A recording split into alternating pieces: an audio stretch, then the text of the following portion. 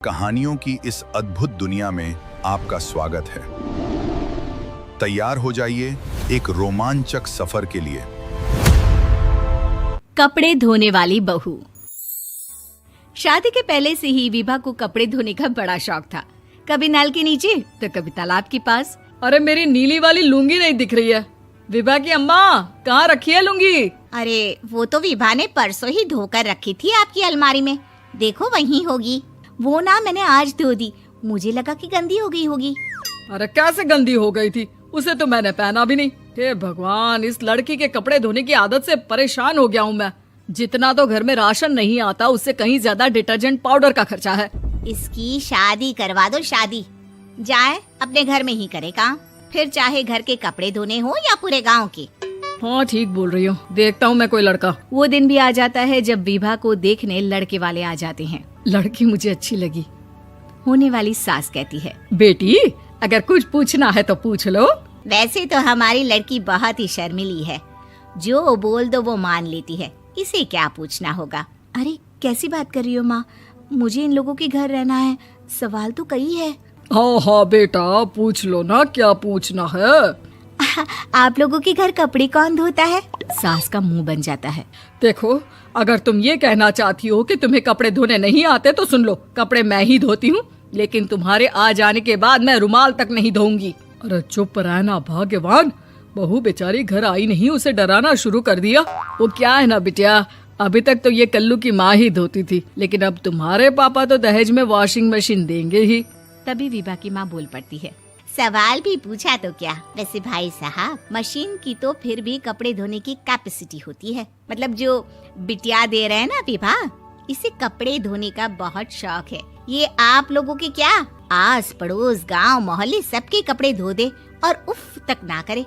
बाहर देखा नहीं आपने कितने कपड़े सूख रहे हैं, सब हमारी बिटिया ने ही तो धोए हैं। बस भी करो ना माँ, शर्म आ रही इतनी तारीफ सुनकर।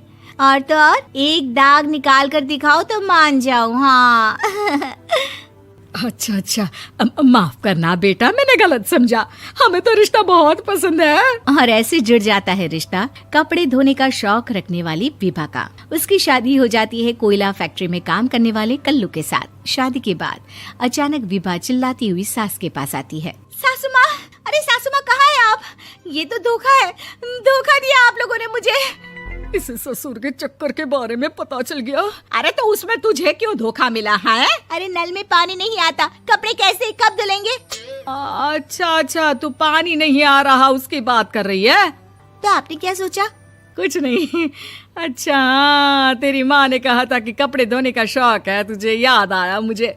शौक बोलकर कपड़े धोने वाले मेरे जुनून को कम ना आके सासू माँ, कपड़ा धोना मेरा गुरूर है।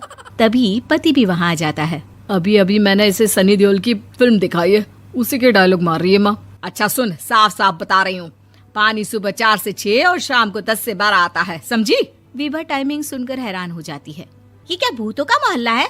सुबह 4 बजे उठकर कौन कपड़े धोता है? 4 बजे टंकी में पानी जाता है, फिर सारा दिन धोना ना, किसने मना किया? अरे कैसी बात कर रही हैं? 200 लीटर की टंकी में कितने कपड़े धो लूंगी मैं, सुबह ही उठ जाऊंगी मैं। अब क्या था, विभा सुबह 4 से लेकर रात के 12 बजे तक कपड़े ही धोती रहती। एक रोज सास पड़ोस से निकलकर कहीं जा रही होती है कि साथ वाली कहती है, हाँ कल्लू की माँ, जरा ये बताओ कि 2 साड़ी है, 2 ब्लाउज और एक पेटीकोट और एक नाड़े वाला लंबा कच्छा। हाँ तो? अरे तो क्या, कितना लोगी धुलाई ये बताओ। धोबन दिख रहे हैं हम क्या? हमारे पति सरकारी नौकरी से अभी रिटायर हुए हैं और बेटा सुपरवाइजर है कोयला फैक्ट्री में। धोबन समझ रखा है हमें?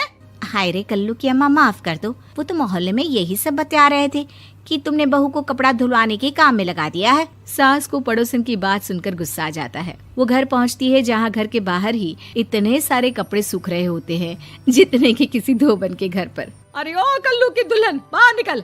माँ जी यहीं आ जाओ, बाथरूम में चादर धो रहे हैं हम। अरे अभी हम धोते हैं, तुमको बाहर निकलो। ये आस पड़ोस वाले बोल रहे हैं कि हम बहू से कपड़े धुलवा कर उसे कपड़ा धोने वाली बना दिए हैं। अरे छोड़ो ना माँ जी, किन लोगों की बातों में आती हो? आस पास के लोगों का तो काम ही होता है कि वो किसी तरह सास बहू को लड़ा दे। बहू सारे घर के कपड़े धोती है, ये क्या कम है? बोलिए। सास को भी लग जाता है कि वो बहू का ये सनकीपन नहीं छुड़वा सकती, इससे अच्छा है कि खुद ही चुप हो जाए। एक रोज सास और बहू मंदिर जाते हैं, जहाँ सास की साड़ी वहाँ खड़ी भीख मांगने वाली से मिलती है। माँ जी क्या बात है, आपकी साड़ी उस भिखारन से कितनी मिल रही है ना? हाँ हाँ देखो तो दोनों की साड़ी मिल रही है। क्या बात है कल्लू की अम्मा, तुम खुद को तो अफसर की बीवी बताती हो और ऐसी सिंपल सी प्लेन साड़ी पहनकर घूमती हो। सिंपल और प्लेन नहीं है ये साड़ी। तो क्या सोने के धागे से फूल बने हैं? कुछ भी सासू माँ, कुछ भी। हाँ बने थे इस साड़ी में सोने के धागे से फूल। मेरे पति लेकर आए थे मद्रास से स्पेशली मेरे लिए 10,000 की। ताहे भाई साहब इस भिखारन के लिए भी सेम टू सेम साड़ी लेकर आए होंगे 10,000 की। सास उस वक्त तो कुछ नहीं कहती, लेकिन बहू के साथ घर आती है और अलमारी से एल्बम निकाल कर लाती है। ये साड़ी देख रही है, ये वही साड़ी है जिसे मैंने अभी पहना था। इस साड़ी में ये जो चमकदार फूल दिख रहे हैं ना, ये सोने के धागों से काढ़े गए हैं। लेकिन तू लोकल वॉशिंग मशीन ब्रश से घिस घिस कर सारे फूलों को निकाल कर साड़ी प्लेन कर दी। मुझे माफ कर दीजिए सासू माँ। और तो और, जब मैंने तुझे तेरी गलती के लिए कुछ नहीं कहा, लेकिन तूने तो सबके सामने मेरा मजाक ही बना दिया। क्यों? बहू को समझ में आ जाता है कि अब से उसका कपड़े धोना बंद। वीवर्स, हिंदी में आपका स्वागत है। वीडियो को लाइक करना न भूलें, इसे अपने दोस्तों के साथ शेयर करें और सब्सक्राइब करके बेल दबाएं।